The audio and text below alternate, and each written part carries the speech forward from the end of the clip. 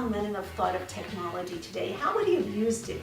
You know, all these guys were technology buffs, and we really highlight that in BackStage Pass VIP. Picture this. It's the early 1970s in London, England, on a Saturday morning, and somebody's mum is coming for tea and biscuits. Mick Jagger's. He had just married Bianca not that long before, and his parents were not very happy with him. And Bianca came down the steps, and she was wearing this diaphanous, see-through, gauzy dress with no bra on. And boy, you could see everything loud and clear. And Mick Jagger said, "Bianca, go right upstairs and put on a brassiere. My mom's coming for tea and biscuits any minute now." And Bianca said, "That is so bourgeoisie. I'm not putting on a brassiere for your mother." Now he's sweating and pleading. This is the marital argument Mick Jagger, the Rolling Stones Mick Jagger, is having with his wife. And she says, "Well, I don't own a brassiere." He proceeds within her earshot to call Harrods, the most expensive department store in London, and ask them to send over right away, pronto, the most expensive and beautiful brassiere that they had.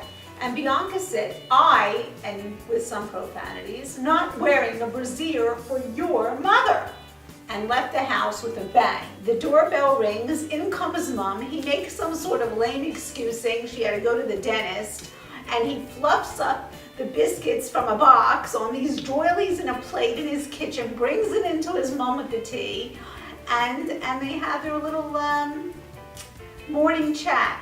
We see a different portrait of Mick Jagger. Mick Jagger is a conservative. Mick Jagger is probably the greatest CEO in music history, and he cared about money.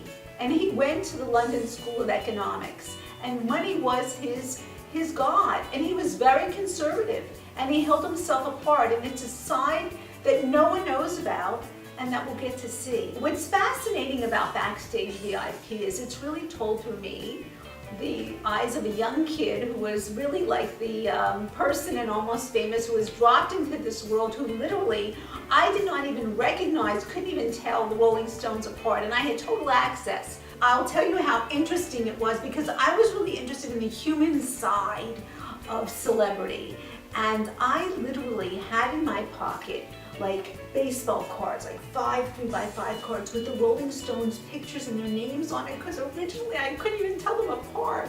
That's how out of place I was. And I will tell you that it was really the experience of a lifetime in regard to that, because you became so intimate with the people who were up on stage that these hundreds of 100,000 people out in the audience in these arenas all over Europe almost looked like stock footage, and you felt just connected to the musicians on the stage. And it was an amazing experience in that regard. And so we get a real upfront taste, but what it's really like is behind the looking glass. What was it like? What were these people really, really like? And the pressure of being so famous at that time. But I also got to see things that people don't even know to this day about John Lennon, about the Rolling Stones, about Janis Joplin, about so many of these, and there are literally dozens of famous musicians in this book, from Eric Clapton to George Harrison to Ringo. But there are stories that nobody knows because nobody really asked.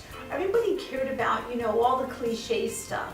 What I really wanted to know is, what was it like for them as human beings? Did you know, for instance, that John Lennon was bulimic?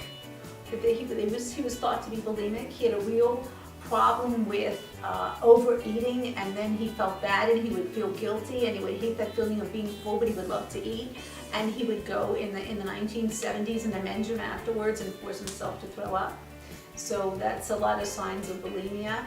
In his Lost Weekend out here, it's very detailed, far more detailed than we've heard about before.